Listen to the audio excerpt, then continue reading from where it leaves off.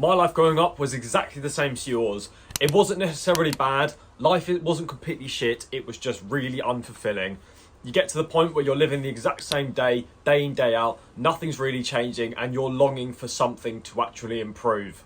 But you just don't know where. You know that you're destined for better. You know that yourself you can achieve more, but you just don't know how. The goals that you set, you end up not achieving.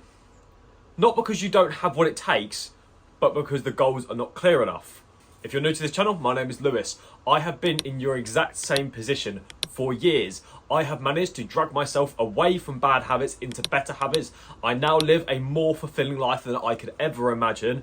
And the aim of the channel is to teach you the things that I wish I had learned. Setting goals is something that I wish I'd learned to be able to do a lot earlier on. Then I would have been out of my bad situation a lot earlier on. I would have been able to quit all my bad habits a lot quicker, and I would be living the life that I want to live sooner. If you're someone who finds yourself struggling with bad habits, who feels like they're destined for more, but doesn't really know where to start, then this video is for you. I'm going to be going over how I would be setting goals if I was in your situation again.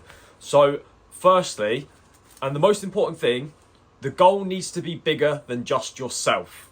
And what I mean by this is, well, if you're just aiming for a selfish goal, right? Something that would just kind of improve your life, like I want to be rich, or I want to be jacked, or I want this, or I want a big house, or a nice car, I want to be driving a fucking Bentley, you're probably not going to achieve the goal.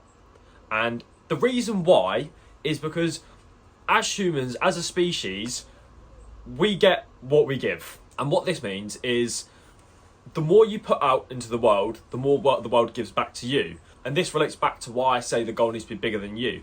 If the goal is bigger than yourself, if the goal can contribute and can affect the lives of other people and can help those around you, then you're going to be more likely to actually fulfill it. The reason for this is because at this moment in time, you do habits and you do things that make you not respect yourself.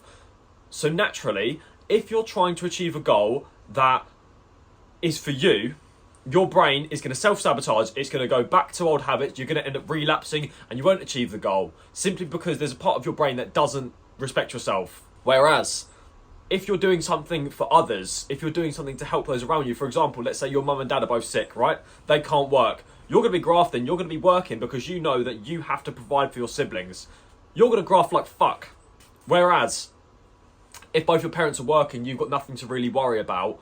You're not going to be doing it just for you. Your brain doesn't really care that much. It doesn't have enough of a reason to be able to actually fulfill that goal because it doesn't like you enough. So the way I would go about it, given your situation, you need to think about what person would you become if you achieved your goal? What would that version of you be like in relation to other people if you achieve said goal? So I'm going to lose weight as a perfect example. What most people would be like, I just don't want to get fat. That doesn't work because it doesn't have enough weight behind it. People who just don't want to get fat are going to kind of just stick to it. And when you kind of just stick to something, you end up relapsing and you end up not achieving the goal. Whereas let's say you have a partner and you're expecting a baby, but at this current moment in time you are obese. You're not going to lose the weight for you, but you want to lose the weight because you have the baby on the way and you want to be there for them. You want to be able to play with them. You want to be able to be physically fit. That is a good reason. That is a reason that isn't selfish. That is a reason that will actually help and affect the lives of others. To set a goal to improve your situation, don't do it for you. Don't do it for you. You will get benefit from it, but don't make yourself the main reason. You need to think outside of your own sphere. Your self-centeredness has gotten you to where you are now. It's why you still have problems with porn. It's why you still have problems with social media. It's because you're too busy thinking about what you want. And as a result of it, it makes your life worse. So you need to start thinking about how you can impact the lives of others.